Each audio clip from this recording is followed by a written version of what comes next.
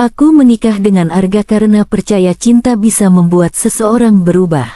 Di depan orang tuaku, ia adalah pria tenang, bertanggung jawab, dan penuh janji tentang masa depan yang aman. Aku masuk ke pernikahan itu dengan hati polos, yakin bahwa setelah menjadi istri, aku akan menemukan rumah. Aku tak pernah menyangka bahwa justru setelah menikah, aku mulai kehilangan rasa aman sedikit demi sedikit. Rumah keluarga Arga besar dan megah, tapi dinginnya menusuk. Mertuaku jarang berbicara denganku kecuali untuk menyuruh, sementara ayah mertuaku memandangku seolah aku hanya bayangan yang lewat.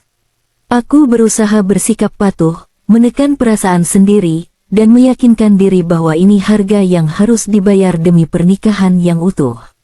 Arga berubah cepat. Ia jarang bertanya apakah aku lelah atau bahagia.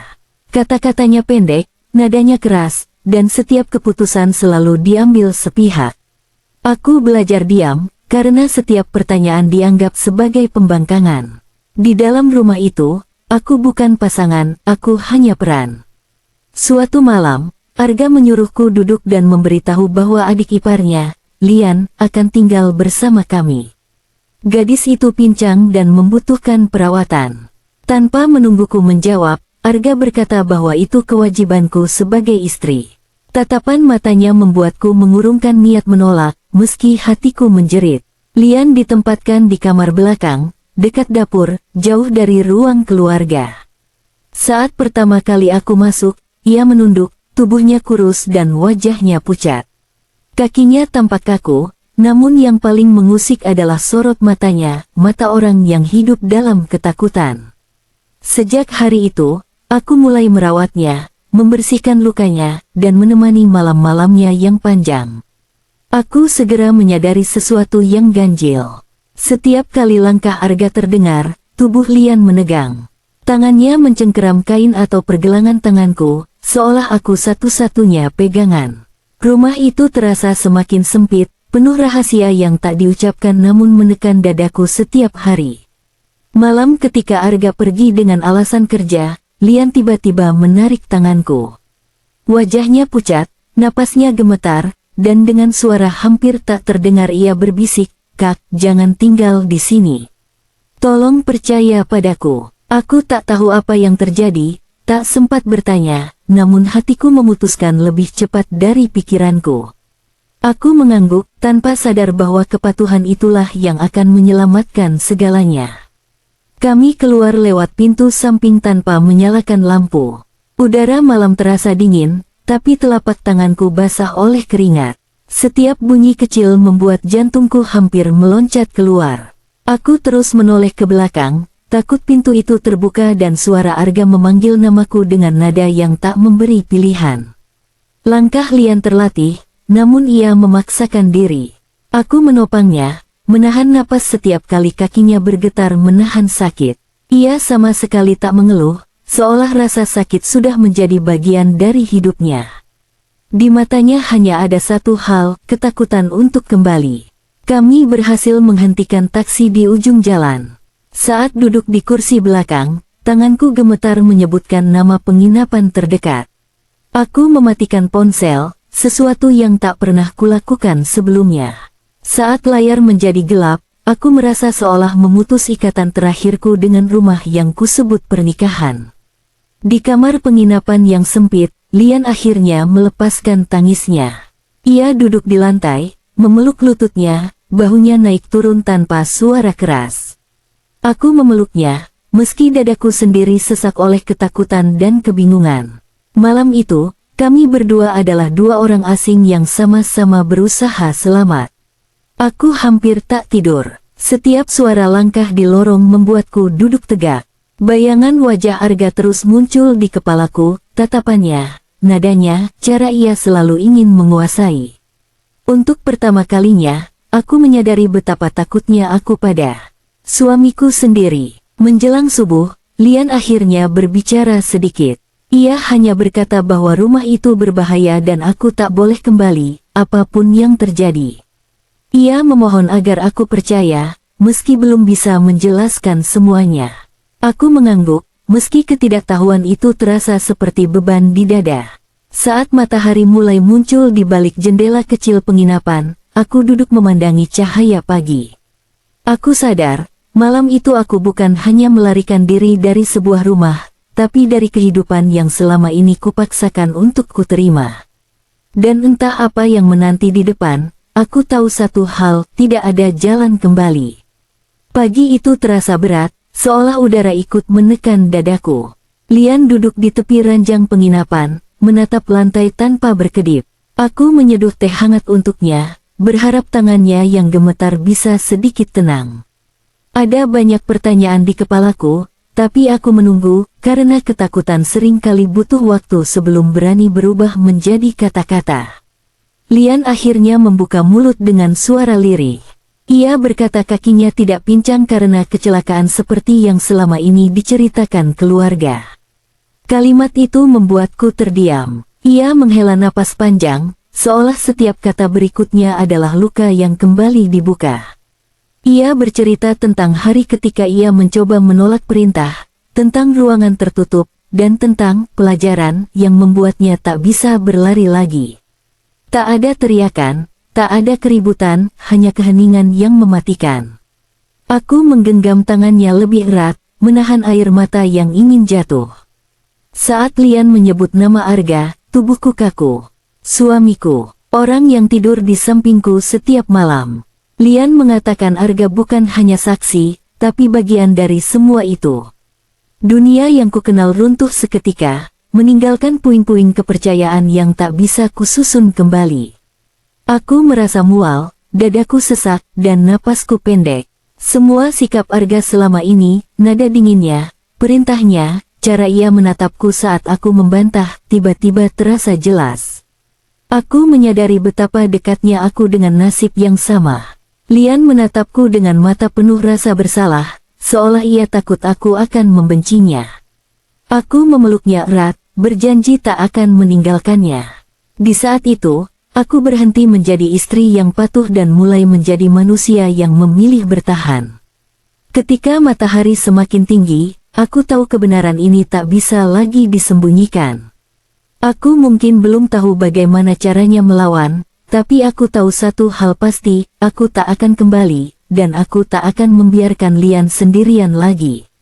Ponselku akhirnya menyala kembali, dan layar langsung dipenuhi panggilan tak terjawab dari Arga.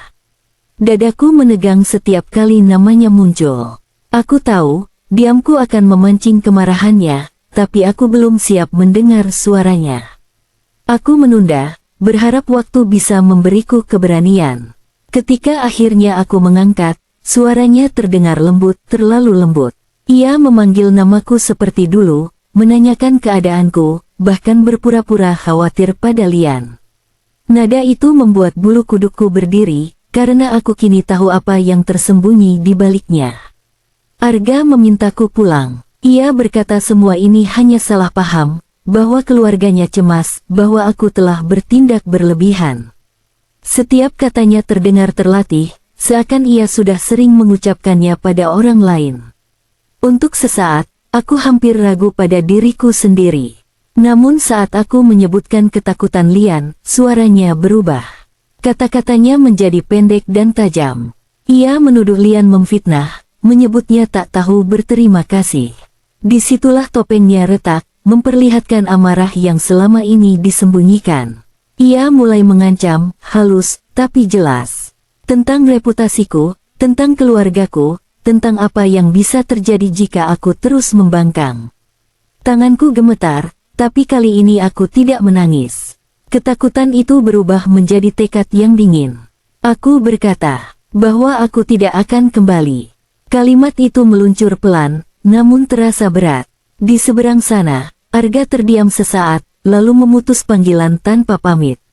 Keheningan setelahnya terasa lebih menakutkan daripada teriakannya. Aku menatap Lian, dan ia tahu dari wajahku bahwa semuanya telah berubah. Untuk pertama kalinya, aku menyadari bahwa keberanian bukan datang tiba-tiba, ia tumbuh dari rasa takut yang akhirnya tak mau lagi dikendalikan. Aku membawa Lian pindah dari penginapan ke rumah seorang teman lama yang sudah lama tak kukunjungi. Aku tak menceritakan semuanya, hanya mengatakan aku butuh tempat aman untuk sementara. Ia tak banyak bertanya, hanya membuka pintu dan memberiku kunci cadangan. Malam itu, aku untuk pertama kalinya tidur tanpa takut pintu didobrak. Namun rasa aman itu rapuh. Setiap dari tangga, setiap suara kendaraan berhenti di depan rumah, membuat jantungku berdegup kencang. Aku sadar, Arga tidak akan tinggal diam. Ia terbiasa mengendalikan keadaan, dan kepergianku adalah tamparan bagi harga dirinya. Aku mulai mengumpulkan keberanian untuk mencari bantuan. Aku menghubungi pengacara yang direkomendasikan teman. Tanganku gemetar saat menjelaskan keadaanku, seolah dengan bicara aku mengakui bahwa pernikahanku telah gagal. Namun di sisi lain, ada kelegaan kecil karena akhirnya aku tak lagi sendirian. Lian mulai membuka diri lebih banyak. Ia menceritakan kejadian-kejadian kecil yang selama ini dianggap sepele, namun ternyata menyusun pola yang mengerikan. Setiap cerita membuatku semakin yakin bahwa keputusanku pergi adalah satu-satunya jalan. Di sela-sela ketakutan, aku melihat perubahan pada Lian. Ia mulai berani menatap mata orang lain, mulai mengungkapkan keinginannya, meski masih ragu. Melihatnya tumbuh sedikit demi sedikit memberi kekuatan yang tak kusangka. Aku juga mulai menata pikiranku sendiri. Aku bukan hanya istri yang kabur dari rumah.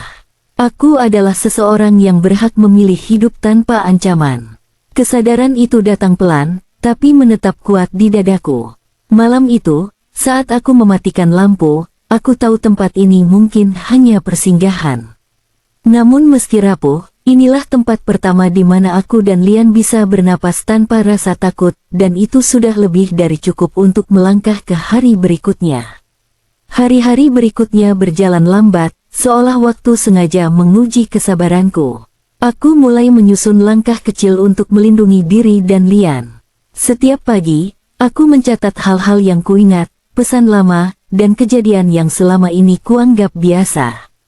Kini semua itu terasa penting, seperti kepingan bukti yang selama ini berserakan. Aku mendampingi Lian ke tempat terapi.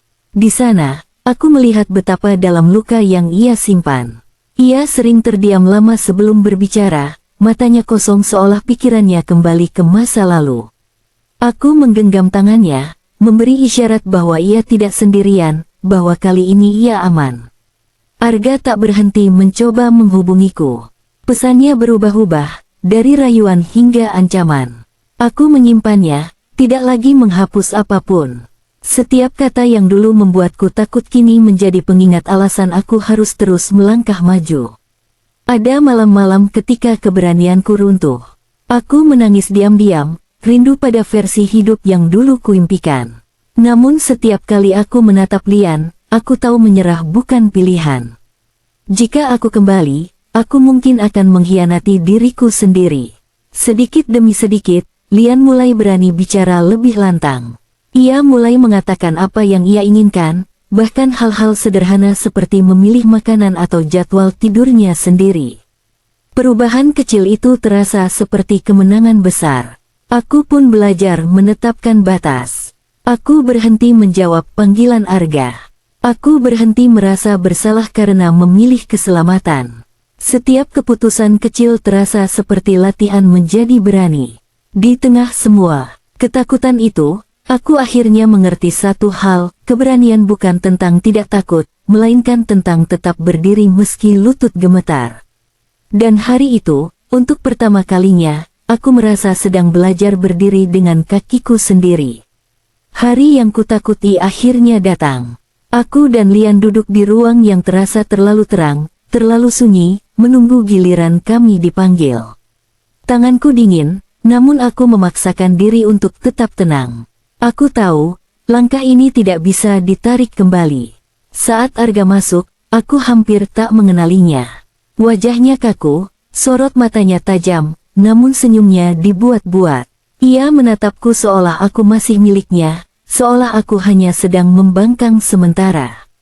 Perasaan itu membuat dadaku mengeras, tapi aku tidak menunduk lagi. Ketika aku mulai berbicara, suaraku sempat bergetar. Aku menceritakan hidupku setelah menikah, tentang perintah-perintah yang membungkam, tentang rasa takut yang perlahan merampas diriku sendiri. Setiap kata keluar dengan susah payah, namun aku terus melanjutkan. Lian kemudian angkat bicara. Suaranya pelan, tapi jelas. Ia menceritakan apa yang selama ini ia pendam, tanpa menoleh ke arah Arga. Aku melihat tangannya bergetar, namun ia tidak berhenti. Keberaniannya membuat dadaku perih sekaligus bangga. Arga mencoba menyela, menyangkal, dan memutarbalikkan cerita. Ia menyebut kami berlebihan, emosional, bahkan tak tahu berterima kasih.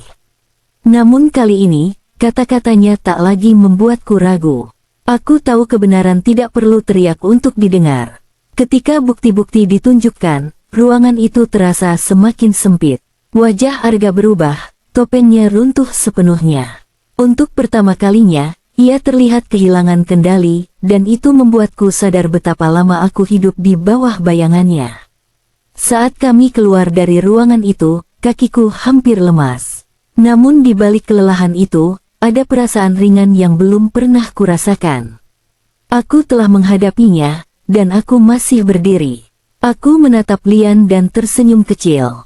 Di hari itu, kami bukan lagi orang-orang yang bersembunyi. Kami adalah dua perempuan yang akhirnya berani menyuarakan kebenaran, apapun risikonya. Berita itu menyebar lebih cepat dari yang kuduga. Orang-orang yang dulu memuji keluarga Arga mulai berbisik, lalu menjauh. Telepon dari pihak yang dulu selalu ramah kini tak lagi datang. Kekuasaan yang selama ini melindunginya runtuh perlahan, seperti dinding rapuh yang akhirnya retak. Aku menyaksikan semuanya dari kejauhan. Tidak ada sorak kemenangan di hatiku, hanya kelegaan yang tenang. Selama ini, ketakutanku memberinya kekuatan. Ketika aku berhenti takut, kekuatan itu menghilang dengan sendirinya. Lian mulai tersenyum lebih sering. Senyum yang belum sempurna, tapi nyata. Ia tidak lagi terkejut setiap kali pintu terbuka atau suara keras terdengar. Luka di kakinya masih ada, namun matanya tak lagi kosong seperti dulu. Arga mencoba menghubungiku sekali lagi. Pesannya singkat, penuh amarah dan penyesalan yang bercampur. Aku membaca tanpa membalas. Aku tidak lagi merasa perlu menjelaskan diriku pada seseorang yang tak pernah benar-benar mendengarku. Hubunganku dengan keluargaku sendiri mulai membaik. Aku menceritakan sebagian kebenaran, cukup untuk membuat mereka mengerti kenapa aku pergi. Pelukan ibuku malam itu terasa seperti rumah yang lama hilang. Hari-hari terasa lebih ringan meski masa depan masih samar. Aku dan Lian mulai membuat rencana kecil, hal-hal sederhana yang dulu terasa mustahil. Setiap rencana adalah tanda bahwa kami kembali memiliki kendali atas hidup kami. Saat aku menatap cermin suatu pagi, aku hampir tak mengenali perempuan di hadapanku. Tatapannya lebih tegas, bahunya lebih tegak. Kekuasaan Arga mungkin runtuh, tapi yang paling penting, aku menemukan kembali kekuasaanku atas diri sendiri. Hari-hariku kini dipenuhi rutinitas sederhana yang dulu terasa mewah. Bangun pagi tanpa rasa cemas, menyiapkan minum hangat, dan mengobrol ringan dengan Lian. Tidak ada lagi langkah kaki yang membuatku terlonjak atau nada suara yang membuat dadaku sesak. Keheningan kini terasa damai, bukan mengancam. Proses penyembuhan Lian berjalan pelan, namun pasti. Ia menjalani terapi dengan tekun, meski ada hari-hari ketika rasa sakit membuatnya ingin menyerah. Setiap kali itu terjadi, aku mengingatkannya betapa jauhnya ia telah melangkah. Ia tidak lagi sendirian, dan luka itu tidak lagi menguasainya. Aku sendiri mulai menata hidup dari awal. Aku mengurus proses cerai dengan perasaan campur aduk, sedih, lega, dan lelah. Tidak ada kemarahan besar, hanya kesadaran bahwa pernikahan itu memang tak pernah memberiku ruang untuk tumbuh. Melepaskannya adalah bentuk cintaku pada diriku sendiri. Ada malam-malam ketika kenangan lama muncul tanpa diundang. Suara Arga, rumah besar itu, dan versi diriku yang selalu menunduk. Namun kini kenangan itu tidak lagi melumpuhkan. Aku membiarkannya lewat, lalu kembali bernapas. Lian mulai berbicara tentang masa depan. Ia ingin belajar kembali, ingin mandiri, ingin suatu hari berdiri di atas kakinya sendiri tanpa rasa takut. Mendengar itu membuat mataku berkaca-kaca. Keberaniannya tumbuh, dan aku ikut tumbuh bersamanya. Aku belajar memaafkan diriku sendiri. Memaafkan karena pernah diam, pernah ragu, dan pernah bertahan terlalu lama. Aku menyadari, bertahan bukanlah kelemahan, yang penting adalah keberanian untuk pergi ketika waktunya tiba. Di tengah semua luka yang mulai menutup, aku menemukan harapan yang tenang. Hidup kami mungkin tidak sempurna, tapi untuk pertama kalinya, hidup itu terasa benar-benar milik kami. Suatu sore, aku dan Lian duduk berdampingan di beranda kecil rumah yang kini kami tinggali. Angin berembus pelan, membawa aroma tanah basah setelah hujan. Tidak ada lagi rasa dikejar waktu atau ketakutan yang mengintai di balik keheningan.